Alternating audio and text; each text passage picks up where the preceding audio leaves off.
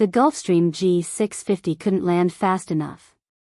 Alexander Sterling checked his Rolex for the 5th time in 2 minutes, his jaw clenched tight enough to crack molars. The board meeting started in 47 minutes, and he was still 30,000 feet above Miami with a merger hanging in the balance. His wolf was pacing beneath his skin, restless and agitated by the time crunch. He should have known better than to trust Jenkins with the Seattle negotiations. Now Sterling Industries' biggest deal of the year teetered on the edge because his supposedly reliable VP couldn't close a simple acquisition without holding Alex's hand through every decimal point. The plane touched down with a slight bump, and Alex was already unbuckling his seatbelt before they'd come to a complete stop. His assistant's voice crackled through the intercom. "Mr. Sterling, your driver is waiting at the usual pickup point. The board has been notified of your delay." "Tell them 15 minutes, Alex growled, grabbing his briefcase and striding toward the exit the moment the door opened. Miami International Airport hit him like a wall of chaos. The terminal buzzed with the usual symphony of rolling luggage, crying babies, and departure announcements in 3 languages. Alex's heightened senses, already on edge from stress, picked up every overwhelming scent and sound as he power-walked through the corridor. He rounded the corner toward the main terminal, phone pressed to his ear as he barked instructions to his legal team, when disaster struck in the most spectacular way possible. The chow cart never saw him coming. Alex's shoulder clipped the corner of the mobile food stand with the force of a freight train. The elderly vendor let out a surprised yelp as his entire inventory launched into the air like sugary confetti. Churros rained down like cinnamon-dusted missiles, followed by an explosion of melted chocolate sauce that splattered across everything within a 10-foot radius, including Alex's pristine Armani suit. "Dios mío," the vendor cried, wringing his hands as churros continued to bounce off the terminal floor like edible tumbleweeds. Alex stood frozen, chocolate dripping from his collar, phone dangling from his hand as his legal team's distant voices asked if he was still there. A glob of dulce de leche slid down his cheek and plopped onto his Italian leather shoes. That's when he heard it. A laugh. Rich and musical, with just the slightest hint of a snort at the end, the kind of laugh that used to make his wolf purr with contentment.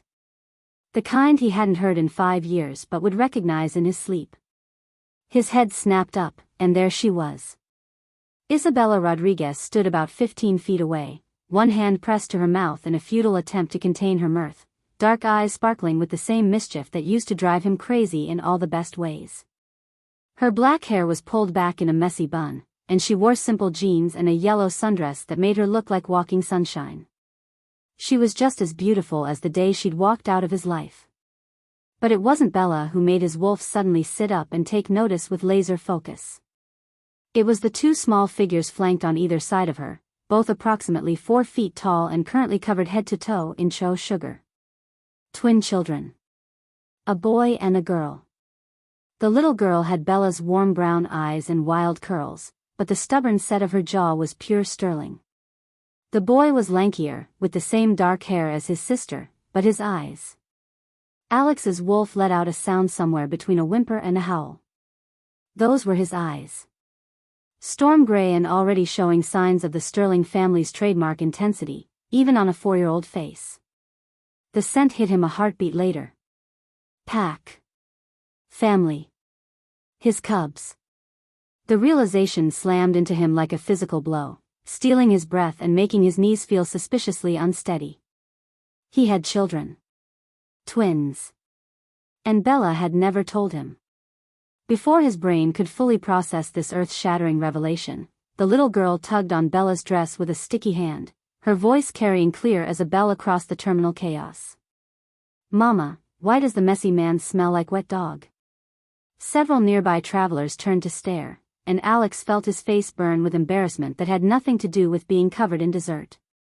Out of the mouths of babes.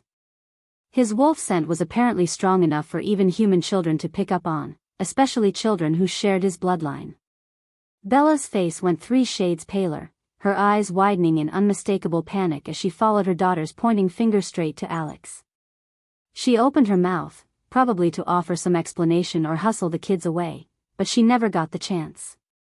The boy, Lucas, his mind supplied somehow, though he had no idea how he knew that, had apparently decided that a chocolate-covered man in the middle of an airport was the most interesting playground equipment he'd ever encountered. "You're like the tallest tree ever," Lucas announced with 4-year-old enthusiasm, and before anyone could stop him, he launched himself at Alex's legs with the single-minded determination of a tiny missile. Small arms wrapped around Alex's knees, and suddenly there was a miniature person attempting to scale him like he was indeed a piece of jungle gym equipment. Sticky fingers grabbed at his suit jacket as Lucas hauled himself upward with impressive determination. "Lucas, no!" Bella yelped, rushing forward. "Get down right now." But Lucas was having none of it. He'd made it as far as Alex's belt and showed no signs of slowing down. "I'm climbing the tree. Emmy, look how high I can go." The little girl, Emma, clapped her sugar-covered hands in delight. "Me too. Me too." And suddenly Alex found himself under assault by two very small, very sticky children while their mother frantically tried to detach them and apologize to both him and the show vendor simultaneously. "I'm so sorry," Bella babbled, trying to unwrap Lucas from Alex's torso while simultaneously preventing Emma from joining the climbing expedition. "Kids, we don't climb on strangers." "Lucas, I mean it, get down this instant." But Lucas had discovered that Alex's tie made an excellent rope, and he was now hanging from it like a tiny, determined monkey. Alex reached up instinctively to steady the boy before he could fall, and found himself staring directly into gray eyes that were unmistakably his own. "Hi, tree man," Lucas said cheerfully, chocolate smeared across his cheek. "You're really tall. Are you a giant?" Alex's throat felt like sandpaper. No, I'm not a giant." "Are you sure? You're way taller than Mama, and she's the tallest person I know." Emma had given up on climbing and was now patting Alex's chocolate-stained pants with scientific curiosity. "You're all sticky like us now. Did you fall in the candy too?" "Something like that," Alex managed, his voice barely above a whisper. Bella finally succeeded in extracting Lucas from his tie and was now holding both children firmly by the hands, her face a mask of barely controlled panic. Her eyes met his for the first time, and Alex saw 1,000 emotions flicker through them: fear, guilt, protectiveness, and something else he couldn't quite identify. "We should go," she said quickly, tugging the twins away from him. "Come on, niños, we're going to miss our flight."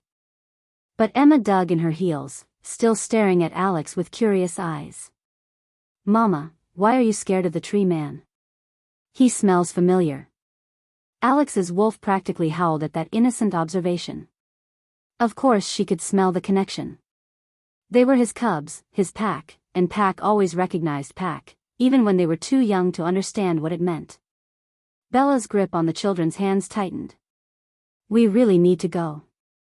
Alex stood there, dripping chocolate and covered in show crumbs, watching his children, as Bella prepared to disappear from his life for the second time.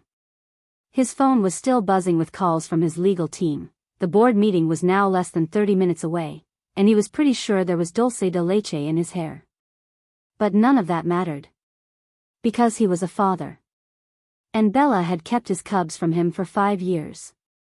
The show vendor was still muttering in Spanish and sweeping up cinnamon sugar debris. Airport security was starting to notice the commotion, and Lucas was making another break for Alex's legs while Emma announced to anyone within hearing distance that the tree man smells like home. Alex opened his mouth, not sure what he was going to say but knowing he couldn't let them just walk away. Not this time. Not when he'd just discovered the most important thing in his world. But the words never came. Because Bella was already pulling the twins toward the departure gates, casting one last panicked look over her shoulder as she fled. Again. And Alex stood frozen in the middle of Miami International Airport, covered head to toe in airport food, watching his family disappear into the crowd while his wolf howled in anguish and his human brain tried to process the fact that everything he thought he knew about his life had just been turned upside down by 2 4-year-olds and a show cart. His phone buzzed again. The board meeting. The merger. Sterling Industries. None of it seemed to matter anymore. He had cubs. And he was going to get them back. Chapter 2. The Sterling Industries board meeting was a complete disaster.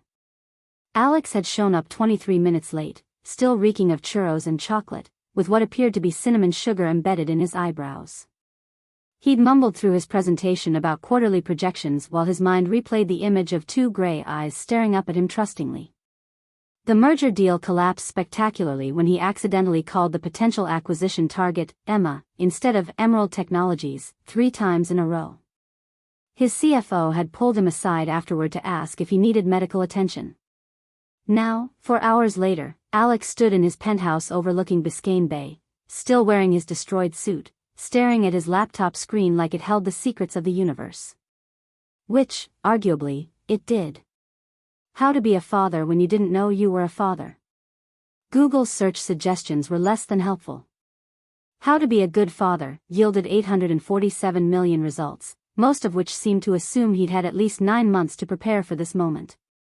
How to connect with children you've never met brought up articles about adoption and custody battles that made his wolf pace anxiously.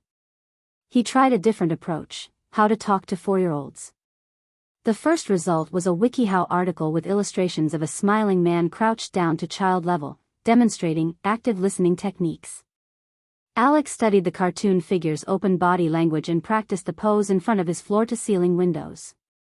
"Hello, children," he said to his reflection, attempting what the article called an approachable smile. His wolf whined. He looked deranged. "Hi there, kids. It's me, your dad." The word felt foreign in his mouth. Dad. Father. He'd never even considered the possibility. His own father had been a distant figure who communicated primarily through disappointed silence and the occasional critique of quarterly reports. The Sterling men weren't known for their nurturing instincts. A soft cough behind him made him spin around. Mrs. Chen, his housekeeper of 12 years, stood in the doorway holding a steaming cup of tea and wearing the carefully neutral expression she reserved for his more eccentric moments. "Mr. Alex," she said gently, "are you feeling all right? You've been talking to the window for 10 minutes. Heat crept up his neck. "I'm fine, Mrs. Chen. Just practicing." "Practicing for what?" She set the tea on his coffee table and studied him with the shrewd eyes that had raised 5 children of her own. Alex hesitated. Mrs. Chen was discreet, loyal, and had never once questioned his more unusual habits, like his tendency to pace the penthouse during full moons or his preference for extremely rare steaks. If anyone could help him navigate this situation. "I found out today that I have children," he said quietly. Mrs. Chen blinked exactly once. Then she sat down heavily on his Italian leather sofa, her hand pressed to her chest. "Children? How many children?" "Twins. 4 years old. Boy and girl." She was quiet for a long moment, processing this information. "And you're just learning about them now?" "Their mother and I, it's complicated." Alex ran a hand through his hair, dislodging what he suspected was more CHO debris. "I need to learn how to be a father. Fast." Mrs. Chen's expression softened. "Mr. Alex, parenting is not like running a business. You cannot create a strategy and expect immediate results." But Alex was already pulling out his phone, scrolling through Amazon's parenting section. There have to be best practices. Research. Data. Within 30 minutes, he'd ordered 17 books with titles like Toddler 411, The Whole Brain Child, and How to Talk So Little Kids Will Listen. He'd also added a collection of educational toys, child-safe furniture, and something called a busy board that claimed to develop fine motor skills. Mrs. Chen watched this shopping frenzy with growing alarm. "Mr. Alex, perhaps you should slow down." "I need to convert the office," Alex said, already striding toward his home workspace. "Make it child-friendly. They might visit. They should visit. I should have visitation rights." He paused in the doorway, hit by a sudden, crushing realization. What if they don't like me? Mrs. Chen appeared at his elbow with another cup of tea, this one suspiciously calming-scented. "Children are simple creatures, Mr. Alex. They want love, attention, and consistency. Not charts and graphs." But Alex was already envisioning the transformation. His sleek home office, with its glass desk and minimalist design, would become a father command center. He'd create schedules for bonding activities, research age-appropriate conversation topics, and develop a systematic approach to building relationships with Lucas and Emma. The name sent his wolf into a contented rumble. His cubs had names, faces, personalities. Emma with her scientific curiosity and Lucas with his fearless climbing instincts. They were real, and they were his. His laptop chimed with a new email marked urgent from his assistant about the failed merger, but Alex closed it without reading. Sterling Industries had managed without him for centuries. It could survive a few more days while he figured out how to be a father. He pulled up a new browser window and typed, "What do 4-year-olds like to eat?" 3 miles away in a cozy Coral Gables apartment, Bella Rodriguez was having what could generously be called a complete emotional breakdown. "Okay, but on a scale of 1 to completely screwed," Sofia Martinez said, not looking up from her ring light setup, "how bad are we talking?" Bella gestured helplessly at the chaos surrounding them.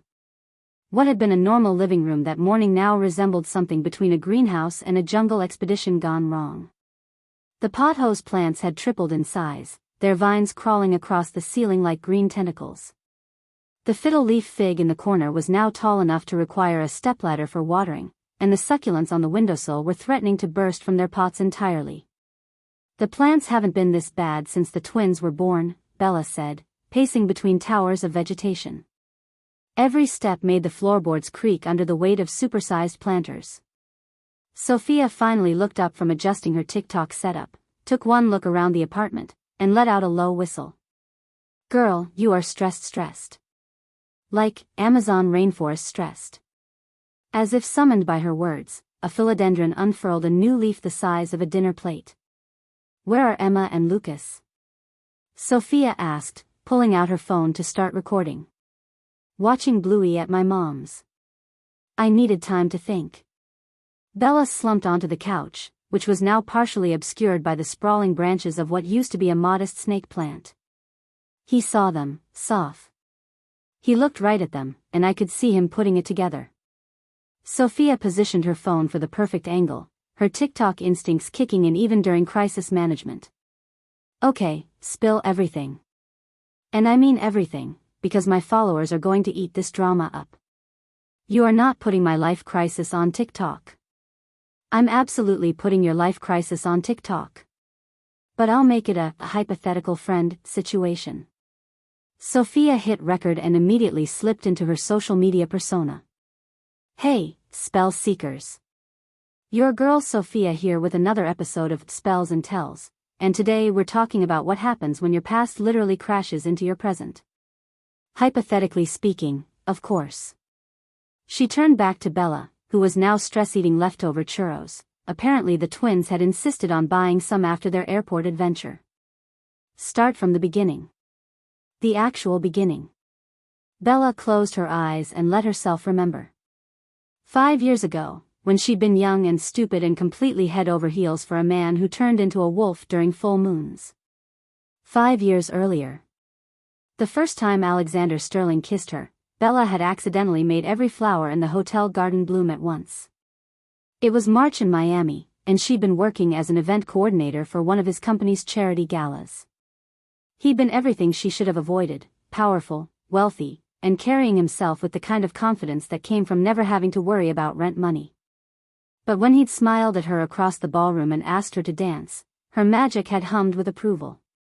Their courtship had been a whirlwind of expensive restaurants, weekend trips to the Keys, and conversations that lasted until sunrise.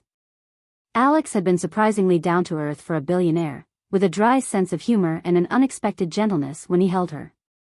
He'd never questioned why her apartment looked like a botanical garden or why she always seemed to know when storms were coming.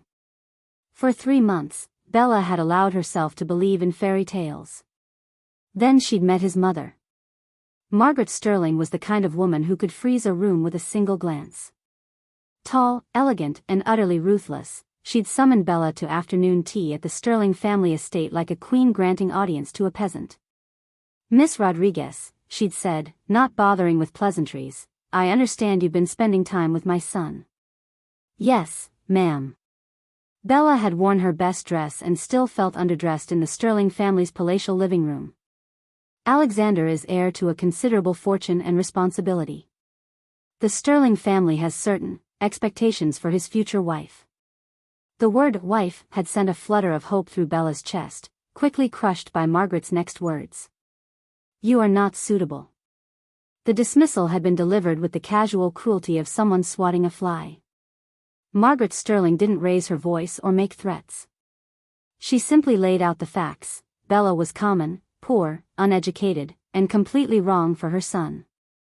She had 1 week to end the relationship voluntarily, or Margaret would ensure she disappeared from Alex's life permanently.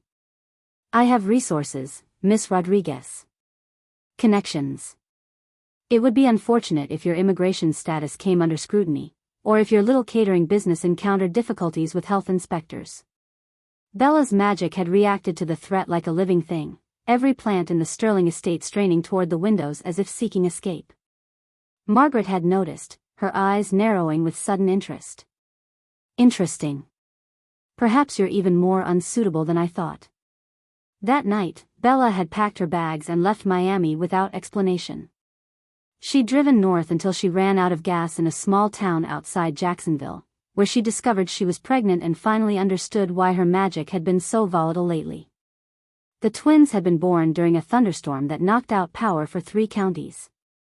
Emma had come first, quiet and observant, while Lucas had arrived 20 minutes later with his lungs at full volume. Both had been born with their father's gray eyes and their mother's gift for making plants grow. So let me get this straight, Sophia said, having paused her recording to process this information. The Ice Queen threatened you, you fled like Cinderella at midnight, and you've been hiding in mom life ever since? That's a gross oversimplification, but essentially yes.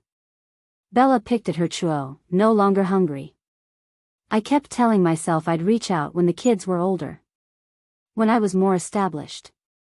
When I could face Margaret Sterling as an equal instead of a scared 23-year-old. And now? Now he's seen them, and there's no putting that genie back in the bottle. Bella gestured at the jungle surrounding them. My magic knows something's changed. It's been like this since we got home from the airport. Sophia repositioned her phone and hit record again. Okay, spell seekers, here's where things get real complicated.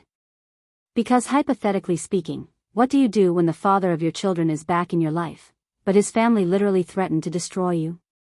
As if responding to the mention of threats, the peace lily in the corner grew 3 inches and sprouted 5 new blooms. Bella's phone buzzed with a text from her mother. The twins are asking about the tall tree man from the airport. What should I tell them?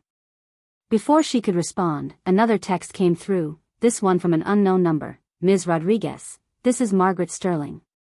We need to talk. The peace lily immediately doubled in size. Oh, hell no, Sophia said, reading over Bella's shoulder. She did not just materialize with perfect timing like some kind of Disney villain. But Bella was staring at a third message that had just appeared. This is Alexander Sterling. Please call me. We need to discuss our children. Our children. Every plant in the apartment rustled as if moved by an unfelt breeze, and Bella realized that no amount of distance or time was going to protect her from this conversation. Alexander Sterling knew he was a father. Margaret Sterling was apparently still tracking her moves, and 2 4-year-olds were asking questions she wasn't prepared to answer. Soph, she said quietly, I think I need a lawyer. Sophia was already pulling up contacts on her phone. Honey, I think you need a whole team. But first, she held up her TikTok recording.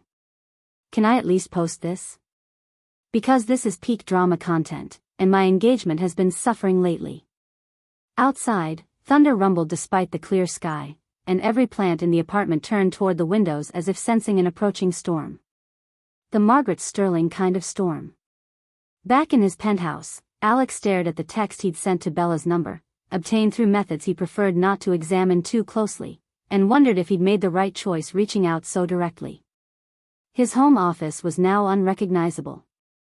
Mrs. Chen had helped him move the glass desk to storage and replace it with a child-sized table and chairs set that Amazon had delivered with impressive speed. Educational posters covered the walls, the alphabet, numbers, planets, and dinosaurs. He'd ordered them all, unsure what 4-year-olds were supposed to be learning. A stack of parenting books towered on his coffee table, each bookmarked and highlighted like preparation for a board presentation. He'd read 3 chapters of What to Expect the Toddler Years, and felt more confused than when he'd started. His phone buzzed. Not Bella, his mother. "Alexander, darling, we need to discuss recent developments. I'll be in Miami tomorrow." His wolf bristled with sudden unease. His mother never came to Miami unless something was seriously wrong. And her timing, just hours after his airport encounter, felt too convenient to be coincidental. Alex looked around his transformed office, his father command center, and felt the first stirrings of real fear. Not for himself, but for 2 small children who'd called him a tree and climbed him like playground equipment. Children his mother knew nothing about. Yet.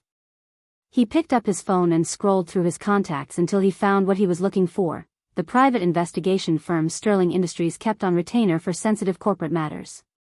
If his mother was coming to Miami, she already knew about the twins. Which meant she'd been watching, waiting, planning. And that terrified him more than any boardroom confrontation ever could. Because Margaret Sterling didn't just win, she annihilated her opposition.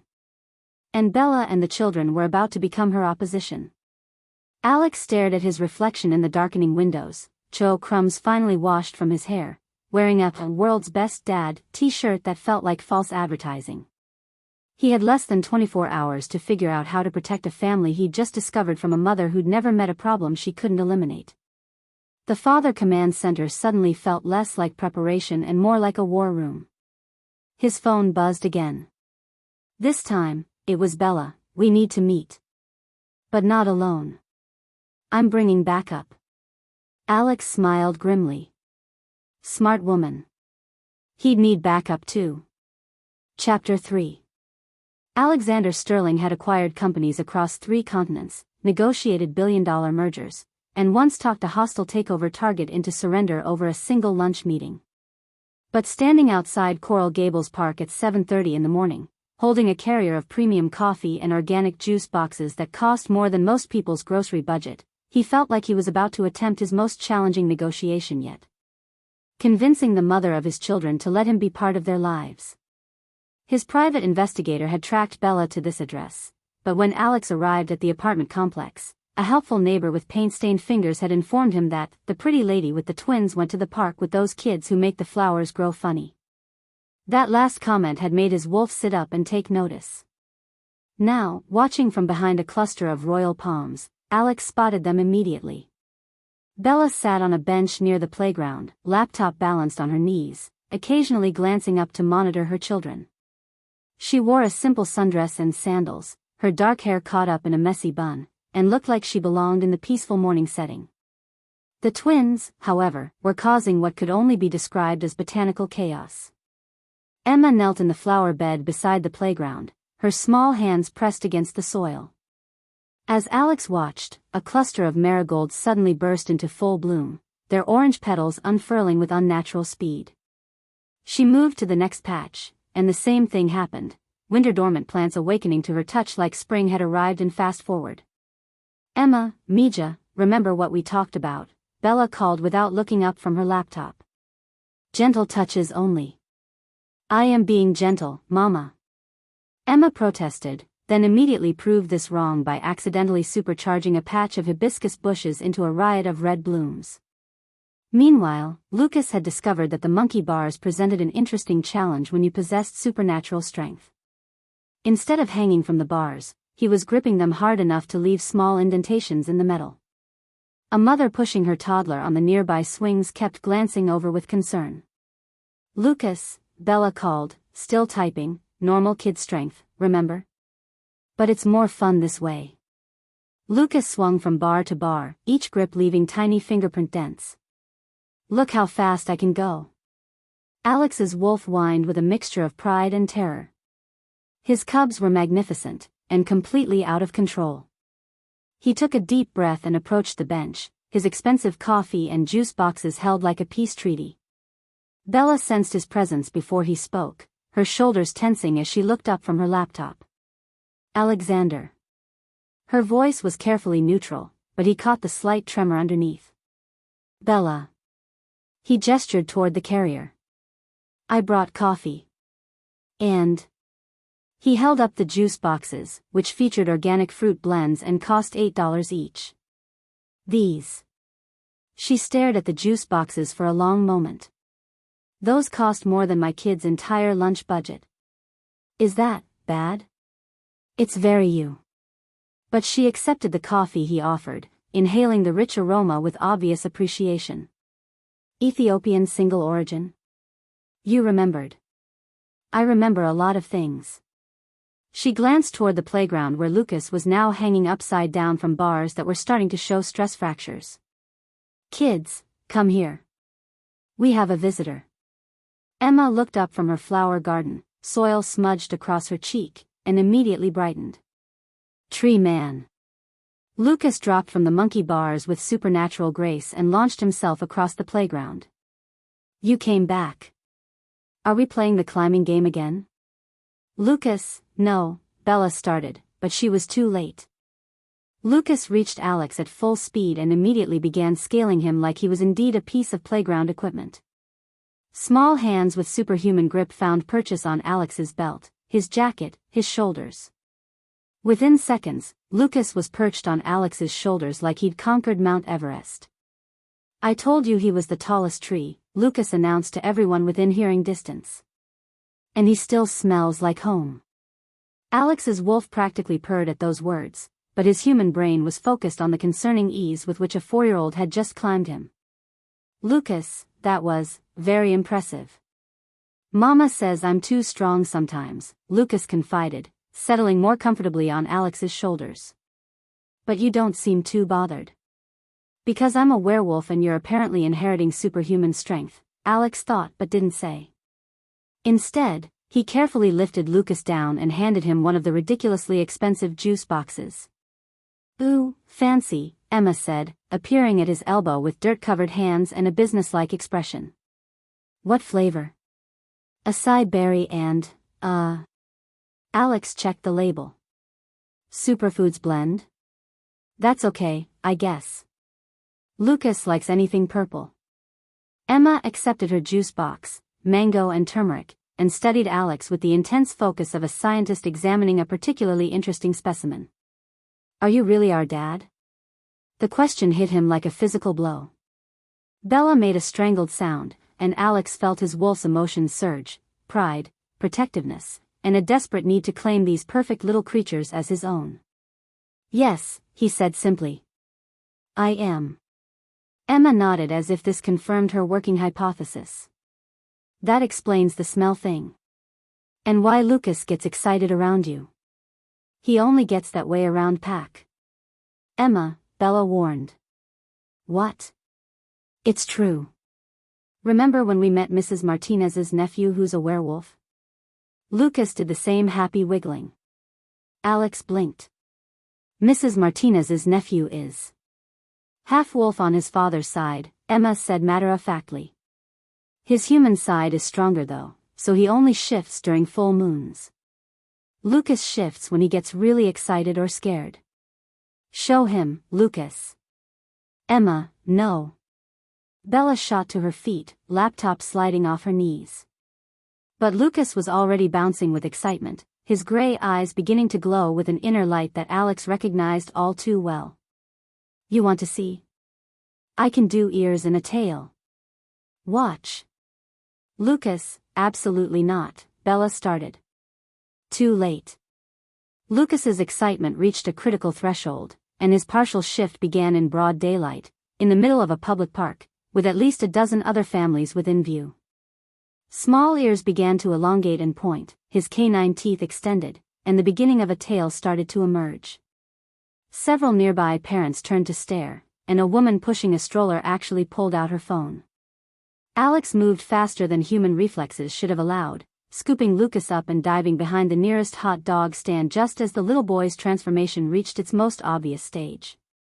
He pressed Lucas against his chest, using his own body to shield the partial shift from view. Deep breaths, buddy, Alex whispered, his own wolf responding to his cub's distress. Feel my heartbeat. Match your breathing to mine. Lucas buried his face against Alex's shirt, his small body trembling as he fought to control the shift. I'm sorry. Mama says I can't do this around other people. It's okay. We all make mistakes. Alex rubbed soothing circles on Lucas's back, the same instinctive motion his own father had never bothered to learn. Just breathe with me. From behind the hot dog stand, he could hear chaos erupting on the playground. Parents were shouting, children were screaming with delight, and over it all, Emma's voice rang out clear as a bell. Step right up. See the amazing dancing squirrel show. Only $1. Alex peered around the corner of the hot dog stand and nearly choked on his own tongue. Every squirrel in the park, and there were dozens, had joined what could only be described as a synchronized dance performance. They stood on their hind legs, swaying in perfect rhythm, their fluffy tails moving in coordinated waves. A few had even formed a conga line around the fountain.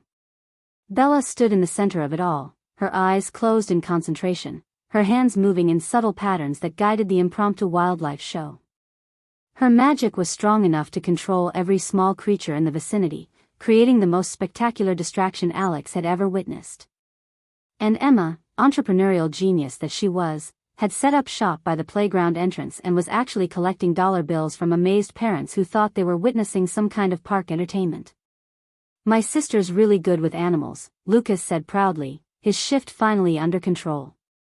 And making money. Mama says she's going to be a CEO someday. Alex looked down at his son, who had just nearly revealed their supernatural nature to half of Miami, and felt something in his chest crack open. Not break. Expand. She's remarkable, he said. You both are. Lucas beamed up at him. Mama says we're special. But we have to be careful because not everyone understands special. The dancing squirrels were reaching their finale, a spectacular formation that spelled out, "Thank you," in furry cursive. The crowd burst into applause, and Emma took a theatrical bow before quickly pocketing her earnings. Ladies and gentlemen, she announced with the confidence of a born performer, the amazing Rodriguez wildlife experience will return tomorrow, same time, same place. Tell your friends. Bella opened her eyes, swayed slightly from the magical exertion, and immediately started scanning the crowd for her children. Her gaze found Alex and Lucas behind the hot dog stand, and her expression shifted from relief to panic to something that might have been gratitude. The squirrels dispersed to their normal squirrel activities, and the crowd began to wander away, still chattering excitedly about the unexpected entertainment. Emma skipped over to join them behind the hot dog stand, her pocket jingling with coins. I made $17, she announced proudly. And Mrs. Patterson wants to book us for her grandson's birthday party. Emma, Bella said weakly, we've talked about this. No booking the animal shows for parties. But $17, Mama. That's enough to buy the good mac and cheese. The organic kind that doesn't taste like cardboard. Alex felt another piece of his heartbreak. His daughter was proud of $17. His cubs were eating discount mac and cheese while he owned 3 homes and a wine cellar worth more than most people's annual salaries. Perhaps, he said carefully, we could discuss some financial arrangements. Bella's expression immediately shuddered. We don't need your money. But you clearly need help with. He gestured vaguely at the twins, who were now comparing notes on their respective supernatural incidents. I can handle my children. Our children, Alex corrected gently. And that partial shift could have exposed all of us. Lucas needs training. Emma needs to learn control. They both need. They need stability, Bella interrupted. They need routine. They need a mother who doesn't run away when things get complicated.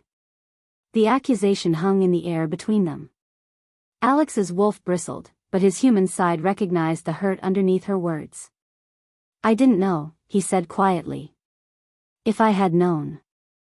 You would have what? Fought your mother? Chosen us over Sterling Industries? Bella shook her head.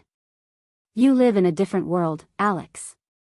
A world where problems get solved with money and lawyers and corporate influence.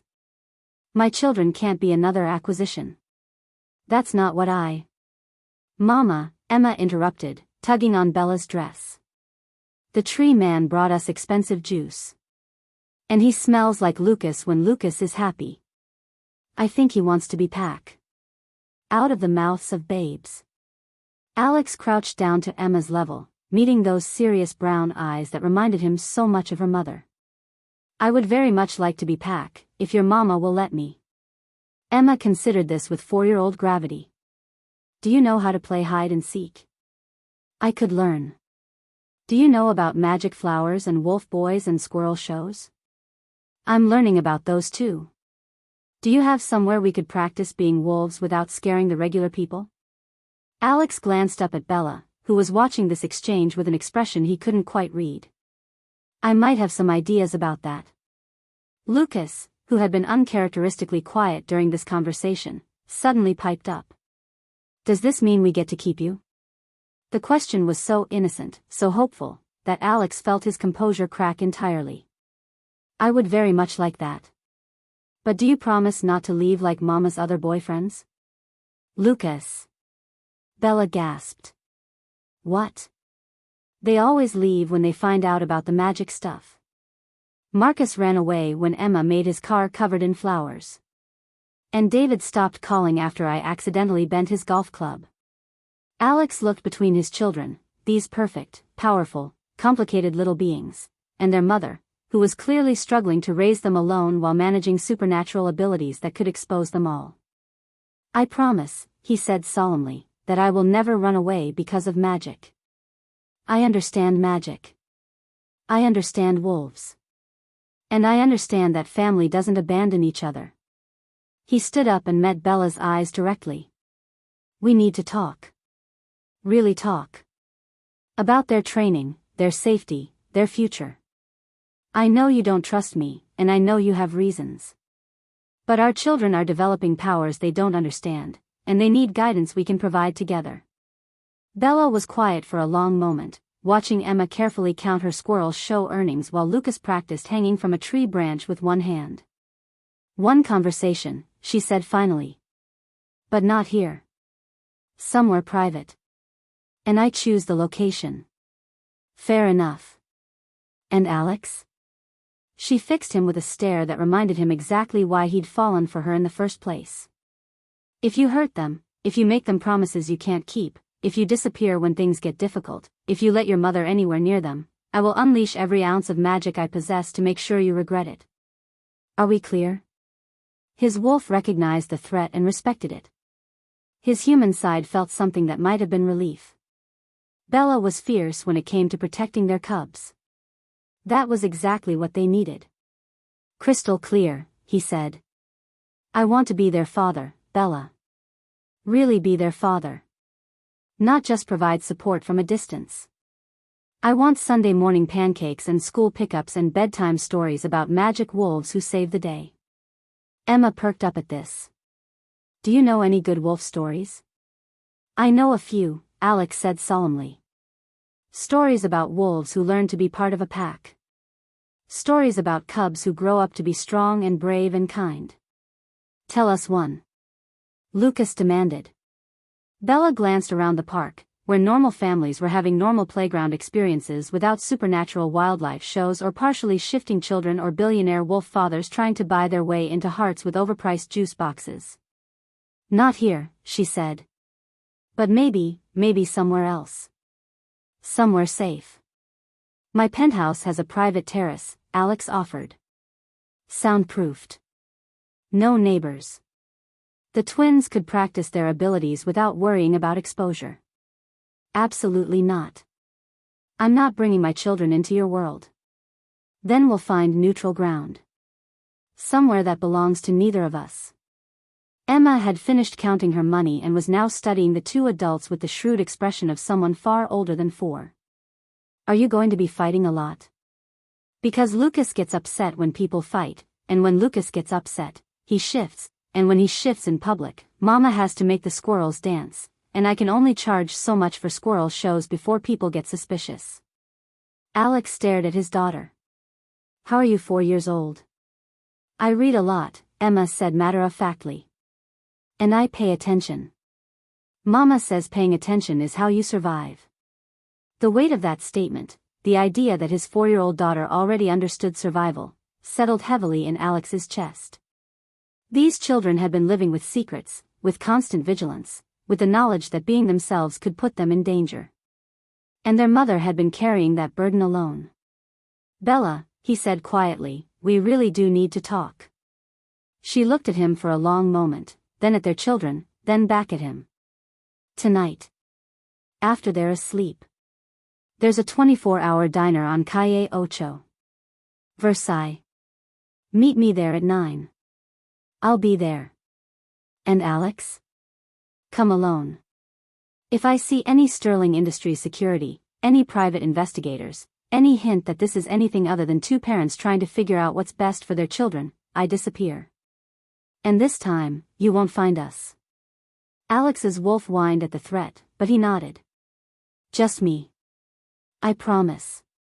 Emma tugged on his hand. Tree man, Dad, will you really tell us wolf stories? Dad.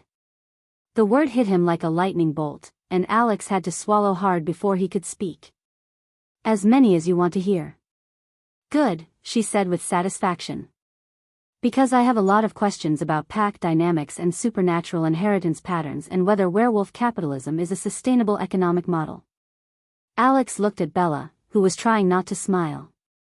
She's been watching too much YouTube. She's brilliant, Alex said. She's 4. She's ours. And for the first time since this whole crazy situation began, Bella didn't argue with that assessment. Lucas had climbed back onto Alex's shoulders, and Emma was holding his hand while chattering about her business plans for expanding the squirrel entertainment empire. For just a moment, they looked like what they were, a family. A complicated, supernatural, slightly chaotic family, but a family nonetheless. Alex's phone buzzed with another text from his mother, but for the first time in his life, he ignored it. Margaret Sterling and her corporate maneuvers could wait. His cubs were more important. Chapter 4. The conversation at Versailles had gone better than Alex had dared hope. Bella had listened, really listened, as he explained about pack dynamics, supernatural training, and the resources he could provide for the twins' development. She'd even agreed to let him introduce Lucas and Emma to his pack, though she'd insisted on being present for every interaction. What Alex had somehow forgotten to mention to anyone was that he was bringing his secret family to James's penthouse on the exact night his beta hosted his monthly Wine and Wine book club. This oversight became apparent the moment they stepped off the elevator into James's immaculate downtown Miami high-rise, where the sounds of heated literary debate echoed through the marble foyer. I maintain that Twilight completely misrepresents vampire culture, a cultured British accent was declaring. The sparkling alone is offensive to anyone with actual supernatural sensibilities. But the emotional depth, another voice protested. What emotional depth? It's all brooding and bad decision-making. Emma perked up immediately. Are they talking about books? I like books. Those are my pack mates, Alex explained to Bella, who was looking increasingly skeptical about this entire arrangement. They're sophisticated supernatural beings who happen to be book enthusiasts. Lucas had already wandered toward the sound of voices, drawn by curiosity and the scent of other wolves. They smell like you but different. Like, family but not family? Pack, Alex confirmed. They're pack. Before he could prepare anyone for the impending collision of worlds, Lucas pushed open the door to James's living room and marched inside with the confidence of someone who'd never met a stranger. Hi, he announced to the room at large. I'm Lucas, and that's my sister Emma, and that's my dad the tree man, and that's my mama who makes squirrels dance. The sophisticated literary discussion died an immediate death. 6 impeccably dressed supernatural beings turned to stare at the small boy who'd just introduced himself and his family like he was giving a show-and-tell presentation.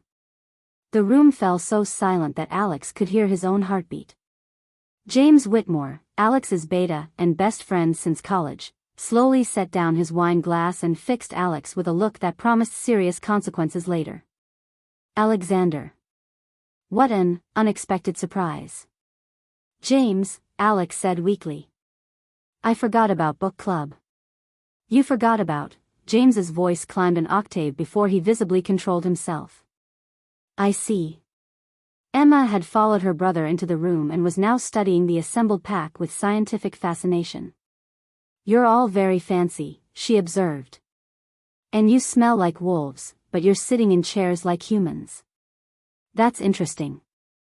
Emma, Bella said from behind Alex, inside voice, please. But Emma was just getting started. She pointed at Marcus, James's second-in-command, who was wearing what appeared to be $1,000 suit. You have really shiny shoes.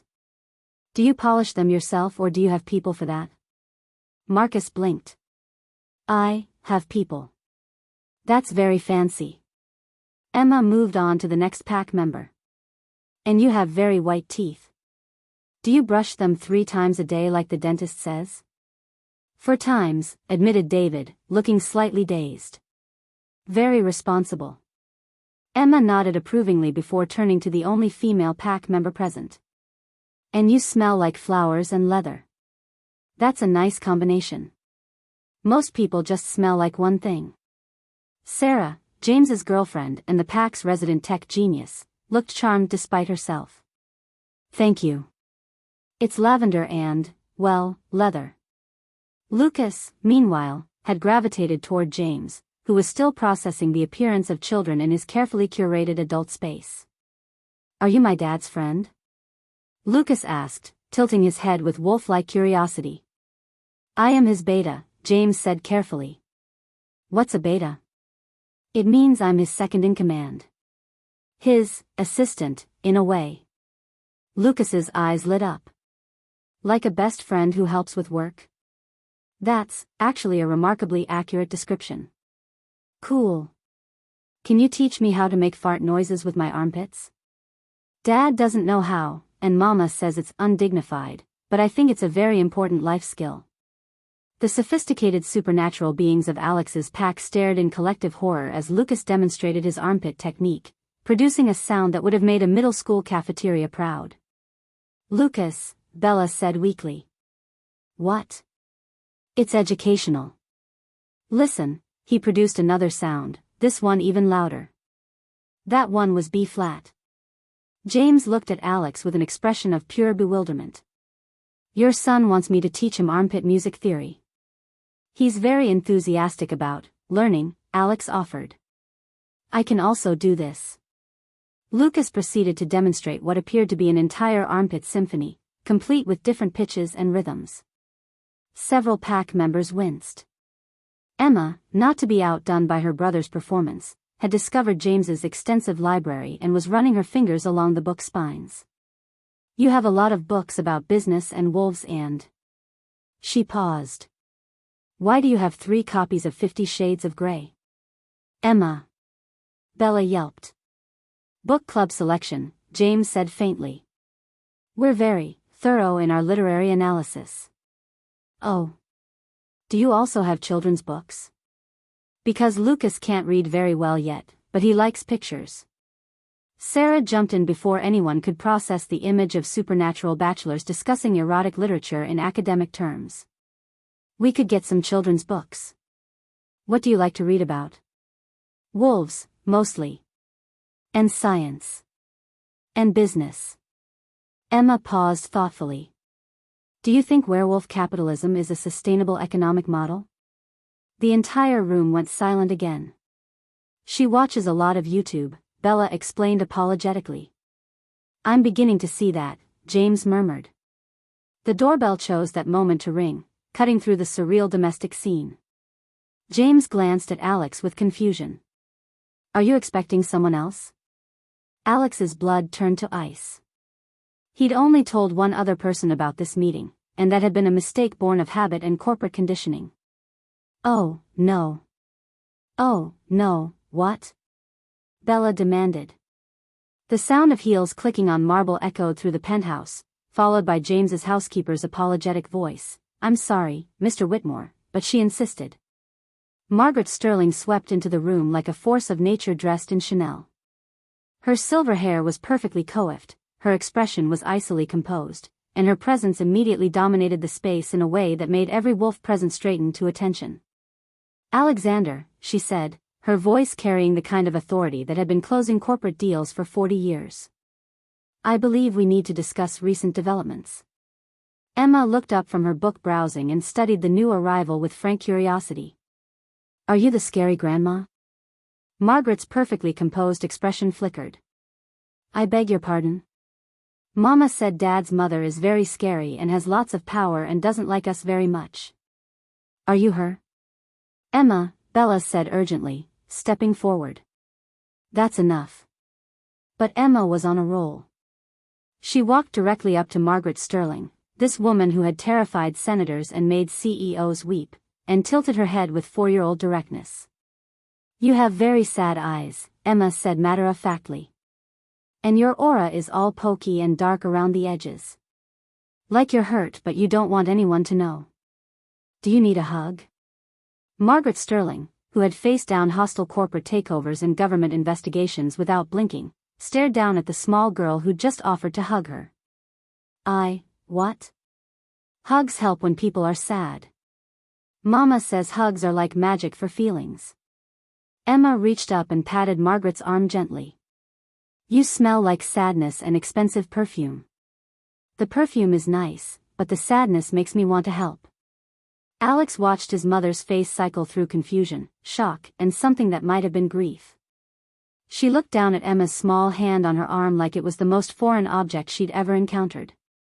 "Grandma, your aura is all pokey and sad," Lucas announced, having abandoned his armpit concert to join his sister. "Emma's really good at reading people's feelings.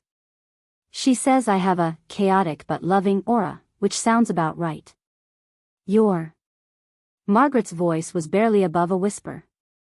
"You're calling me grandma. Well, you're Dad's mom, right? That makes you our grandma.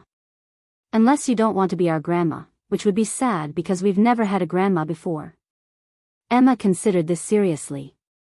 "Although Mama's mom visits sometimes, but she lives really far away and sends postcards instead of presents." Margaret Sterling, corporate shark and family matriarch, looked like she'd been hit by a truck driven by pure innocence. James, meanwhile, had been cornered by Lucas, who'd apparently decided that acquiring a sophisticated uncle was his new life goal.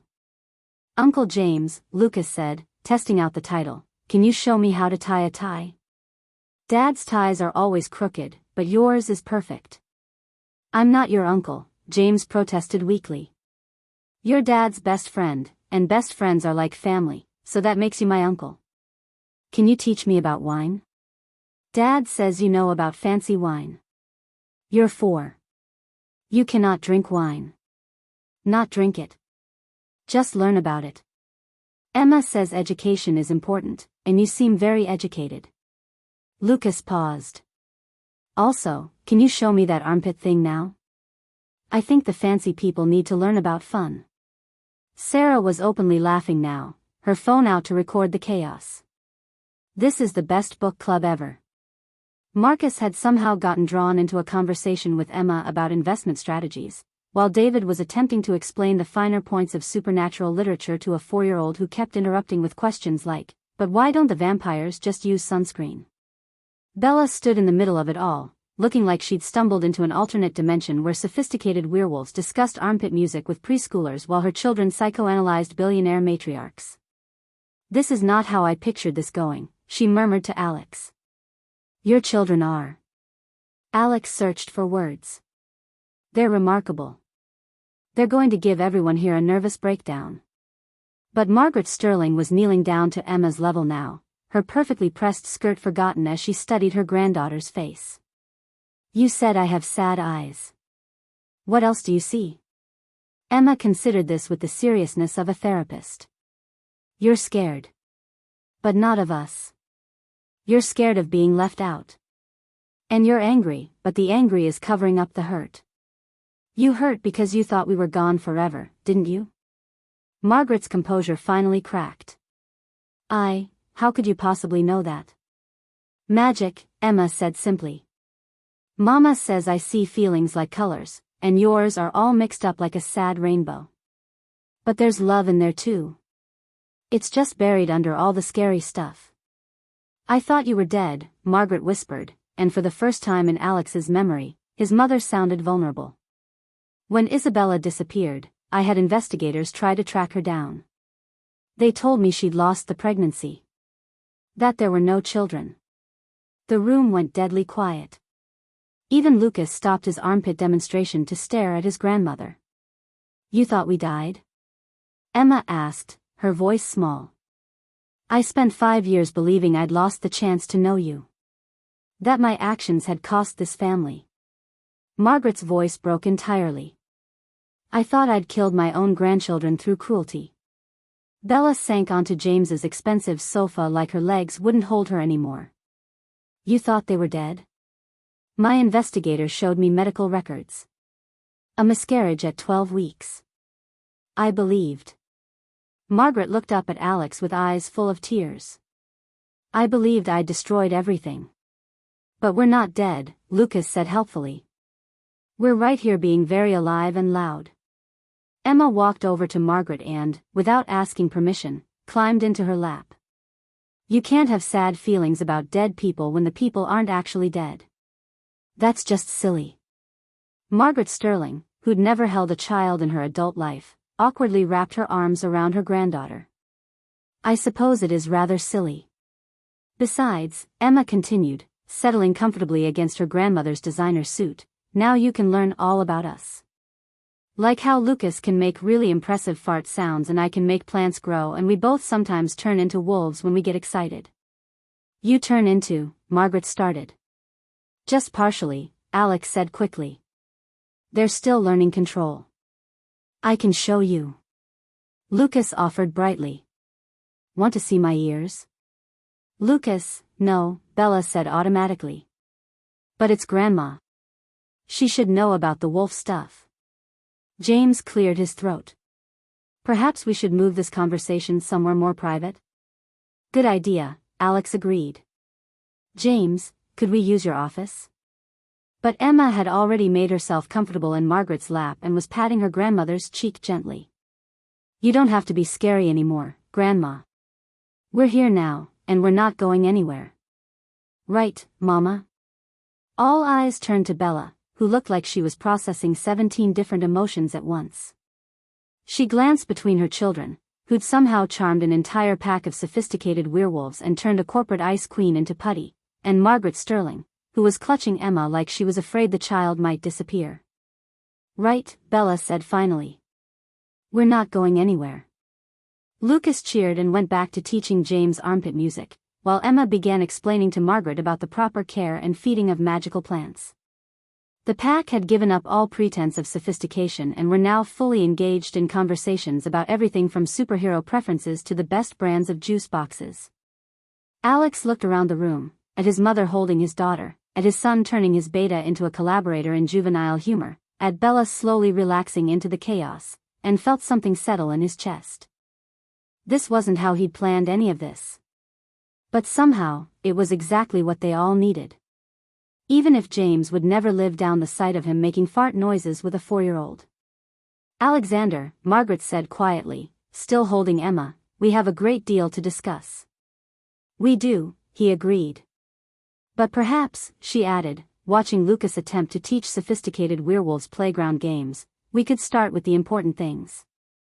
Like whether these children would be interested in having a grandmother who's very good at buying presents. Emma perked up immediately. What kind of presents? Margaret Sterling smiled for the first time in Alex's recent memory. Whatever kind my granddaughter wants. And just like that, the Sterling family dynamics shifted forever. Even if it did happen to the soundtrack of armpit music. Thank you for watching this video. Subscribe, like and share this video to be the first to get notified when the part 2 of this story drops.